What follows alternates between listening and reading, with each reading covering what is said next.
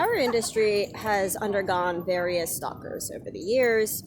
One of them I've mentioned in other videos. Her name is Adita. She was originally with Friends of Animals, and she got booted out of there for being too much of an extremist and harassing carriage drivers too much. She's now the executive director of NYClass, New York Class, or New Yorkers for Clean and Safe Livable Streets. As I've mentioned a few times, I actually was drawn to all of this, hearing her make some really extremist statements about cats and dogs being set free. She claims she doesn't remember saying these things, but I remember very clearly because it's really kind of what inspired me to get involved. Now, she, like other animal rights extremists, will come out here to our place of business on the horse carriage stand that is marked as a horse carriage stand, and basically just, try to stop customers from taking rides, giving them false and misleading information about what we have to do. She used to chase down the carriages, and one carriage owner actually got essentially a restraining order against her and their group. It basically said that these activists could not come within 9 feet of the horse carriages and chase customers and things like that. It was a court order. But she still comes out here pretty often and, takes videos to try to slant them in a negative way, even though there's nothing wrong in them. And it's just kind of annoying. One of the things that she'll do is she'll follow the carriages or stand. Sorry, there's a lot of pollen out here today. She'll stand right next to the place where you work, where you have your carriage stand, where you have to be parked to, do business. And she will claim that the carriage drivers are harassing her and following her when they are just standing here to do their job. All she has to do is walk in the opposite direction and leave them alone, and no one will be bothering her. I'm gonna have to find this video. One time, this woman was on a bicycle, and she had slowed herself down to follow my horse carriage. And she was just harassing my customers, telling them they're bad people and all this stuff. And I recorded her. I have the video. I put it up once on another account. Actually, I'm going to try to put it in here if I can find it. And she called the police, and she's telling the police that we were following her. It's like, lady, just go at a normal pace and we won't be following each other anymore. You are trying to keep up with my horse when we are doing our route on the ride. We're not following each other, and you're following me, but you're calling the police saying we're following you. These people are not sane, normal people.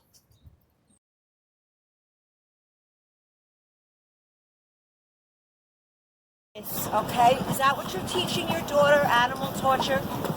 Take a pedicab ride like these responsible people are doing. Sorry about her, really. Enjoying your animal torture? Normal and not your fault. Everybody has got their own. You will go to hell.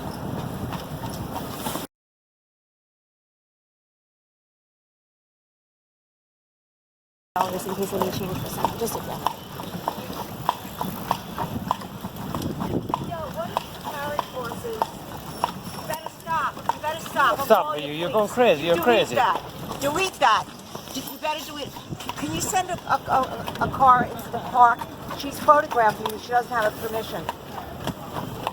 Central Park.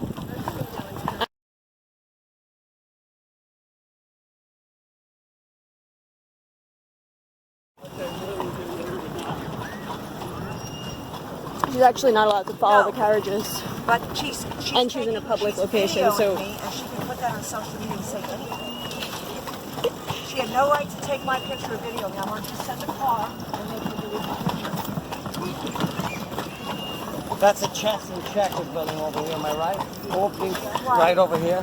Opening Stalking the carriages.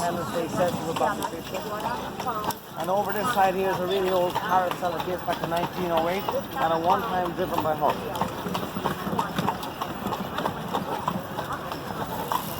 She's in a public location. She's following a carriage. And she's in the wrong. She even blocked a carriage, which I have on video, that she could be in trouble for. She's got purple hair.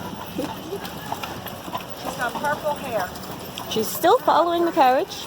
She's still following us. Oh, she's following us. We have to record this for lawyers, just in case she does anything dangerous about the carriage. I don't know. Okay? I'm with you. I'm on a bicycle. Oh, officer, police! Stop! I'm so Please, sorry. stop! Okay, I'm sorry. That's the San Reno apartment.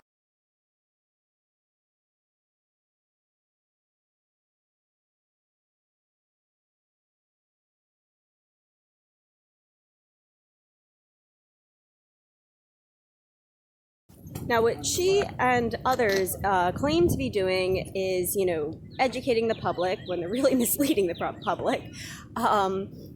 And they claim to be policing our industry. Our industry is already policed. We are overseen by 5 city agencies.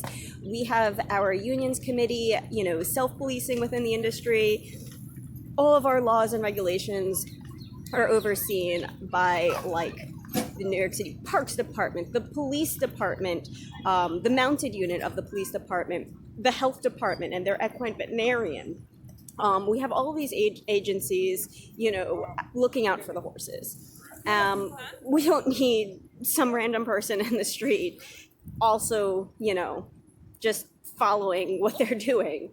It's like, who are you to do that, So, when the city will send us in for a heat suspension, as I've explained in another video, how that works. We get 30 minutes to finish a ride in progress and all the time we need to return to the stable. So as soon as the text message goes out that says we're suspended, she will be here at the park look at all these horses out after suspension, and just doing annoying things like that to mislead people into thinking we're breaking some kind of law when we are not.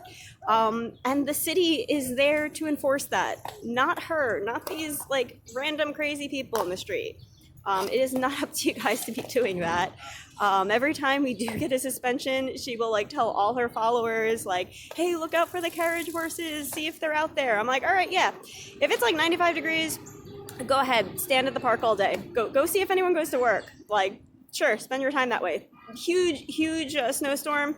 Yeah, I want you guys to go out there and just spend your day out there in case any horses show up, which has never happened. It's never happened. The only time that you hear these accusations in the news of a carriage driver, working through suspension or something like that, is when they spread these false ideas that being outside when you get a suspension text automatically means you're breaking the law. It does not. If you don't have a customer in there, or if you do within 30 minutes, and you're on your way back to the stable or resting and watering your horse or something like that, you are not breaking the law. And these are people who do not know anything about horses.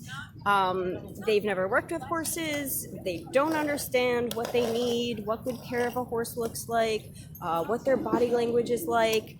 They don't know. And so they are projecting their feelings onto these horses and then telling everyone else that that's what they saw. But how do you tell someone what you saw when you don't know what you're looking at? Now, my other stalker, I say my stalker because he does stalk the industry, but at one point he had taken a particular interest in me. I don't even want to say his name because I kind of think of him as the guy that shot John Lennon, he wanted this notoriety of being the person who had done it. I don't want to give this guy any notoriety. Some of you might know who I'm talking about. You want to leave his name in the comments, go ahead. I'm not going to confirm or deny, but I feel like he would actually like it. So I'm not going to say his name. He actually has not been too active lately in harassing me or anything. Although in the beginning I did exchange a few comments with him on Facebook before I knew how crazy he was. I've actually never said a single word to him in person, no matter how many times he's come out here, no matter what he has said to me, no matter what kind of conversations he's tried to start with me. The police department did advise that I do that I just completely ignore him. I don't say a word. I just pretend he's invisible and I'm deaf when he's around because it's just not worth it, and I'm not going to escalate it at all. And really, he wants to get a rise out of you. He wants you to respond. So I do not. Now, he was mainly like attacking me on social media, basically like Twitter or X or whatever it's called now, and on like YouTube and Facebook. I think on Instagram, I don't know. I don't follow him everywhere. I really don't want to give him any attention. At one point, I was watching what he was saying just to look out for myself, to know, like, you know, when he'd be around, that I had to, like, possibly protect myself. I didn't know how dangerous he was. At one point, his ex-wife reached out to me because she was concerned about my safety.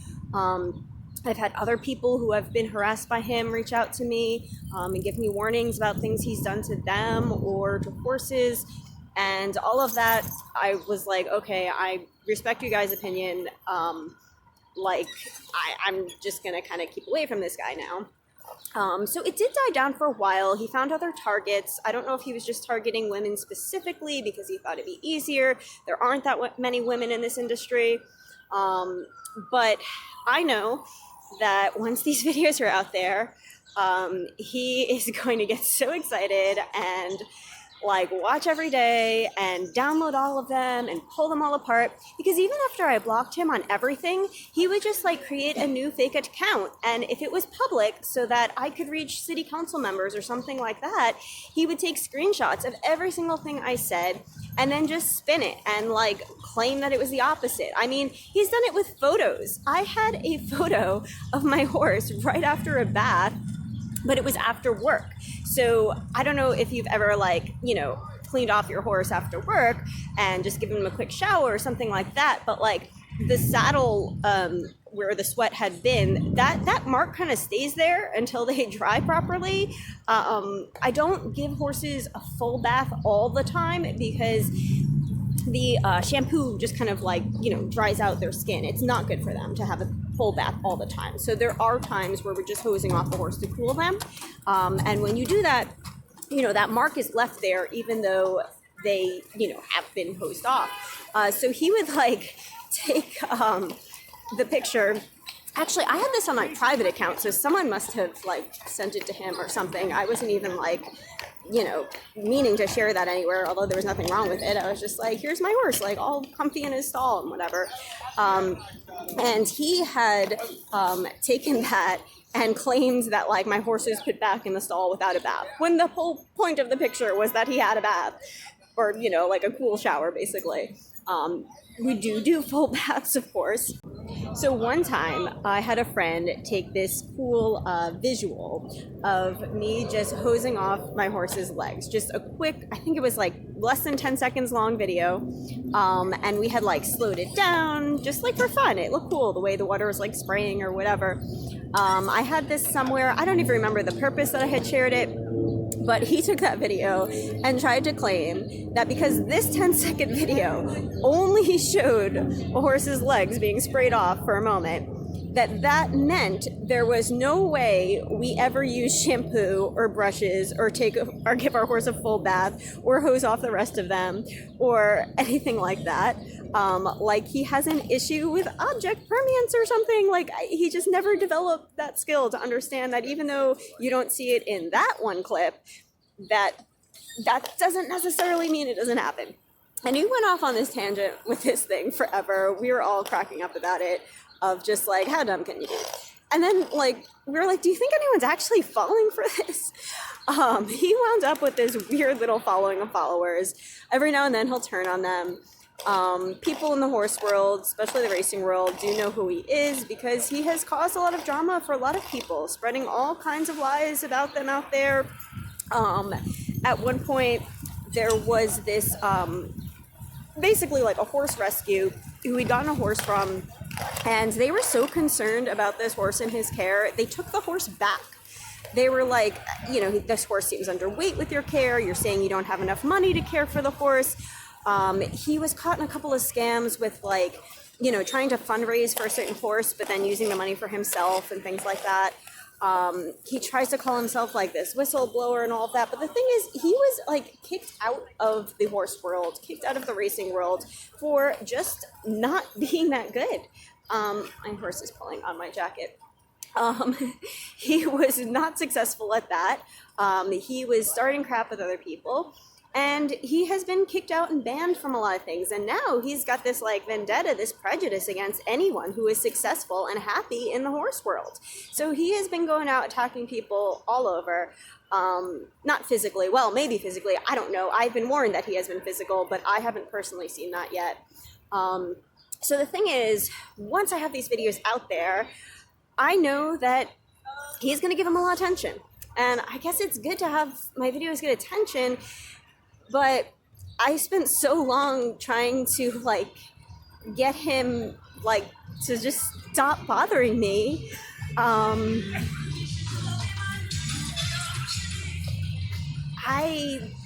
That was a loud pedicab that went by. If you've heard from my other videos, the annoying pedicabs. There was one time when he somehow convinced the pedicab drivers that I was the sole reason the police department had started giving them tickets for breaking the law. And he was basically like, here's her picture, here's her social media account, she has called you out and breaking the law, she's the reason you're getting tickets. Only her, because somehow I'm this powerful that I got the police department in New York City to suddenly focus on them and enforce their laws.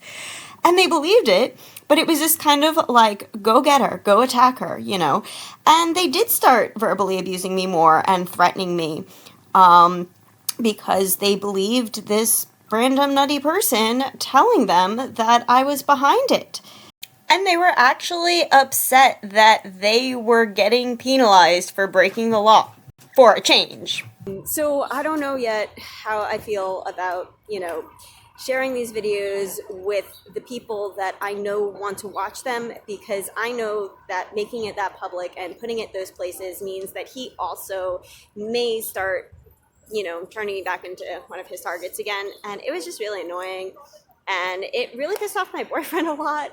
But I just have to tune it all out. And I kind of think like, okay, even if he gets a bunch of people to come annoy me and all that, like, I guess it's gonna help build the channel with this like negative stuff. And if the negative stuff is already happening and already out there, I guess it might as well just bring attention to these videos so that the positive information can also get out there and reach everyone else. And that could be worth it.